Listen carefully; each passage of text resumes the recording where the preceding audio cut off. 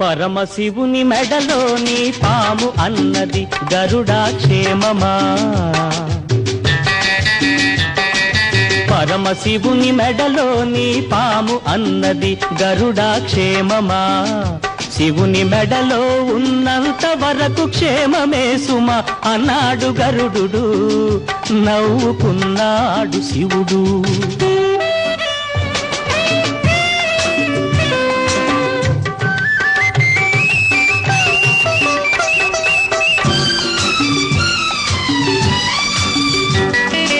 అల్పుడెప్పుడు పలుకుతాడు ఆర్భాటంగా, సజ్జనుడు మాట్లాడును చల్ల చల్లగా.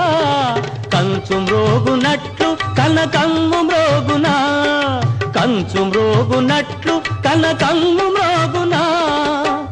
అన్నాడు వేమన్నా అదే నిజం ఓరన్న. పరమశివుని మెడలోని పాము అన్నది గరుడాక్షేమమా.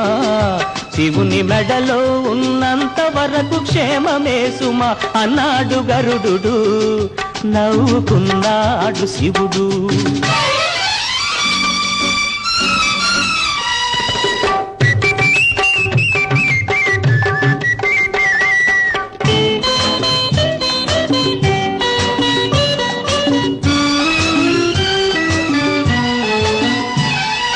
కమలాలే నీటి నుండి తొలగిపోతే ఆ కమలాపుని కిరణాలకు కమిలిపోతాయిలే. కమలాలే నీటి నుండి తొలగిపోతే ఆ కమలాపుని కిరణాలకు కమిలిపోతాయిలే. తమ తమ నెలవులు తప్పిన తమ మిత్రుల శక్తులని అనెను సుమతి శతకం, అది శాశ్వత సత్యం. పరమశివుని మెడలోని పాము అన్నది గరుడాక్షేమమా.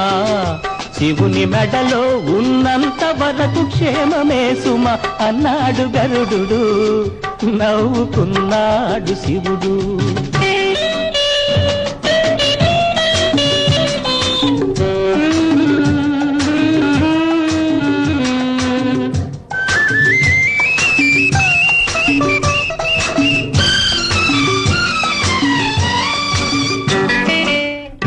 కళ్ళు చూసేది ఒకే చూపు, రెండు కాళ్ళు నడిచేది ఒకే వైపు. రెండు కళ్ళు చూసేది ఒకే చూపు, రెండు కాళ్ళు నడిచేది ఒకే వైపు. ఆ కళ్ళు రెండు కలహమాడుకుంటే, ఆ కాళ్ళు రెండు కలిసి నడవకుంటే ఇంకెక్కడి దృశ్యం, ఇంకెక్కడి గమ్యం, ఇంకెక్కడి దృశ్యం, ఇంకెక్కడి గమ్యం అన్నది ఈ కవి హృదయం. అది తెలుసుకుంటే అభ్యుదయం.